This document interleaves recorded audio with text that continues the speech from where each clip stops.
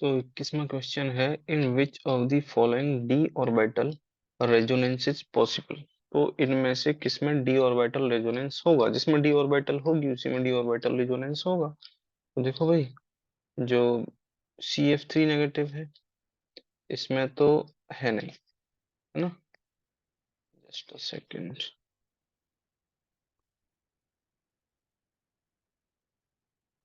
जो CF3 negative है इसमें तो डी ऑर्बिटल है नहीं। CCl3 नेगेटिव में है, बाकी किसी में नहीं है। CH3 negative, CHF2 negative, CF3 negative. तो CCl3 नेगेटिव में डी ऑर्बिटल रेजोनेंस होगी। सिंपल क्वेश्चन है। नेक्स्ट इज आपको डेल्टा H नॉट फॉर्मेशन दिया हुआ है HCl का, कितना -92.3 किलो जूल पर मोल।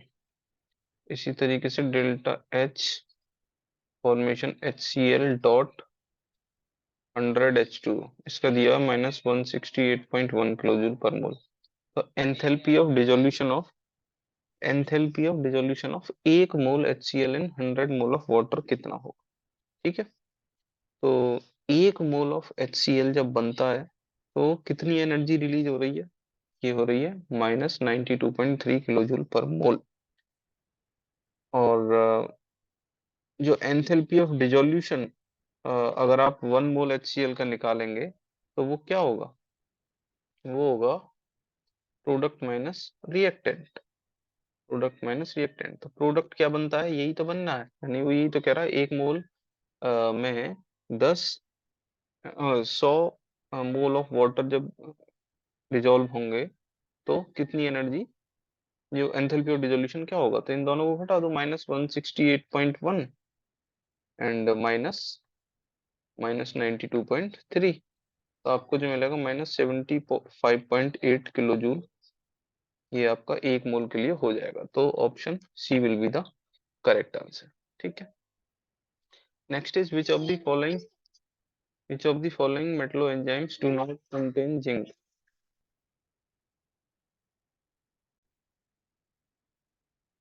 Which of the following metallo enzymes do not contain zinc? आपको फॉर्मूला पता है तो आप आराम से ये इसका आंसर बता दोगे। तो देखो, कार्बोक्सी पेप्टाइडेज जो होता है इसमें जिंक होता है। ठीक है। इसी तरीके से कार्बोनिक एनहाइड्रेज, इसमें भी जिंक होता है। ठीक है। नाइट्रोजिनेज में नहीं होता है। ठीक है। एल्कोहल डिहाइड्रोजिनेज में भी होता है। ठीक है ना। तो नाइट्रोजिनेज में नहीं होता।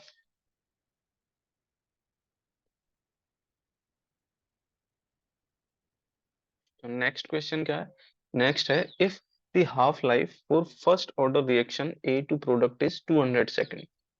फर्स्ट ऑर्डर रिएक्शन है ए से प्रोडक्ट, इसकी जो हाफ लाइफ दी हुई है वो दी हुई है 200 सेकेंड। तो आपको रेट कांस्टेंट निकालना है। तो फर्स्ट ऑर्डर रिएक्शन के लिए जो फॉर्मूला है रेट कांस्टेंट का, that is rate constant is equal to 0.693 upon T half. तो फर्स्ट ऑर्डर के लिए आप सिंपल, ये क्वेश्चन था, आप कैलकुलेट करेंगे तो 3.46 इंटू 10⁻³ पर सेकेंड। तो option D will be the correct answer. ठीक है। तो 25th is, which one of the following theories is used to explain homogeneous catalysis? Homogeneous catalysis को एक्सप्लेन करने के लिए आपको पता है कि इंटरमीडिएट कंपाउंड थ्योरी आईसीटी, जो इंटरमीडिएट कंपाउंड थ्योरी है वह उसी से आपको होमोजेनस कैटालिसिस समझ में आता है। ठीक है। तो adsorption theory explains about heterogeneous catalysis. ठीक है। जो एडजॉर्प्शन थ्योरी है इससे आपको हेटेरोजेनस कैटालिसिस पता चलेगा, और आईसीटी से आपको क्या पता चलेगा? आईसीटी से आपको पता चलेगा होमोजेनस कैटालिसिस। और डॉल्टन थ्योरी है तो आपको पता है एटॉमिक स्ट्रक्चर बताती है, और जो अर्हीनियस थ्योरी है ये एक्टिवेशन एनर्जी बताती है। तो option A will be the correct answer. तो 26 में क्या है? First law of thermodynamics is based on, तो थर्मोडायनेमिक्स का जो फर्स्ट लॉ है वो एक्सपेरिमेंटल है, ठीक है, किसी तरह का वो थ्योरेटिकल नहीं है। Option D. इसके बाद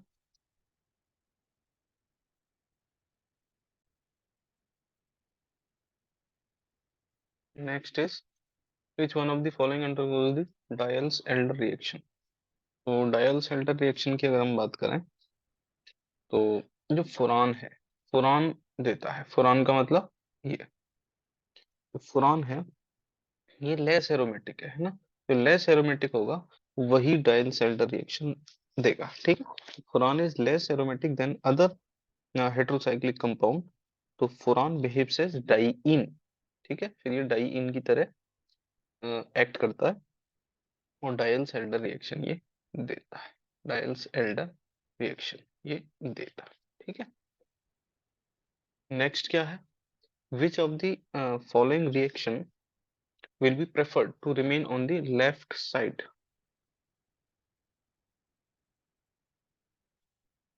देखो इस टॉपिक पर कई क्वेश्चन आए थे लास्ट टाइम, ये hard acid soft acid, hard base soft base वाला क्वेश्चन है, तो ये थोड़ा सा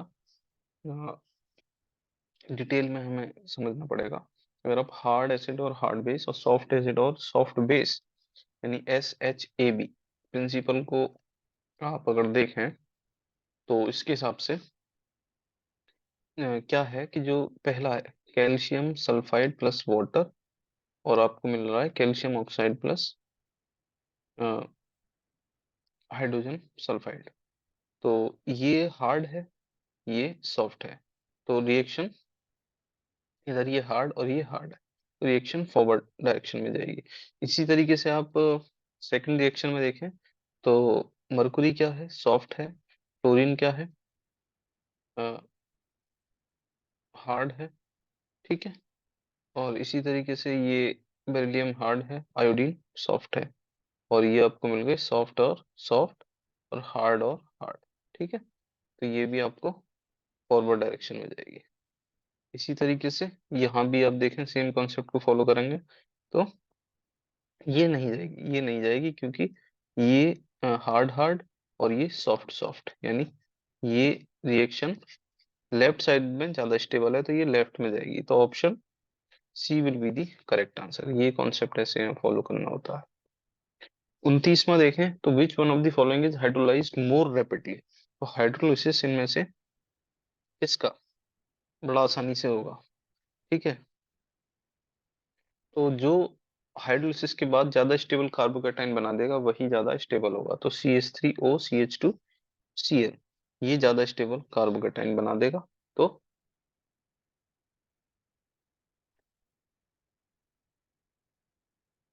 इसी का हाइड्रोलिसिस ज्यादा आसानी से होगा, ठीक है। नेक्स्ट देखें, indicate the product P in the following reaction.